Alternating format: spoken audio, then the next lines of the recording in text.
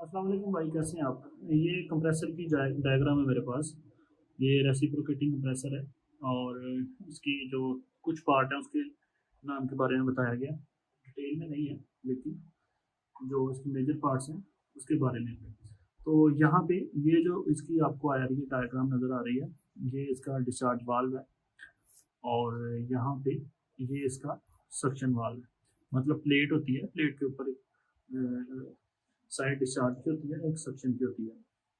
तो ये कंप्रेसर है, कंप्रेसर के ये इसके सिलेंडर हैं जिसमें ये पिस्टन रेसिप्रोकेटिंग मूवमेंट करता है। और इसमें ये इसका कंप्रेसर का जो पिस्टन है उसका फर्स्ट स्टेज यहाँ पे है और यहाँ पे वो सेकंड स्टेज दिखा रहा है।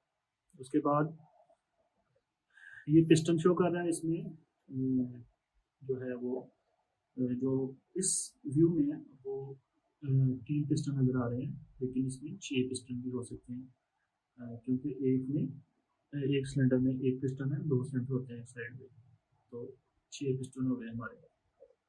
तो यहाँ पे ये पिस्टन है, ये पिस्टन है, ये पिस्टन है। उसके बाद ये जो पोर्ट है ये एयर इनलेट की दिखा रहा है, ये भी इसका फर्स्ट स्टेज दिखा रहा है, ये इसका सेकेंड स्टेज दिखा रहा है।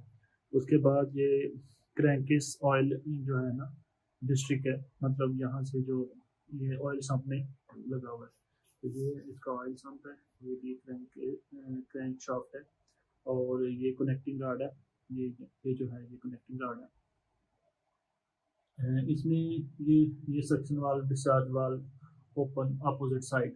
तो जैसे मैंने पहले बताया कि एक ही प्लेट के जो है वो 2 साइडें होती हैं, एक सक्शन और डिस्चार्ज।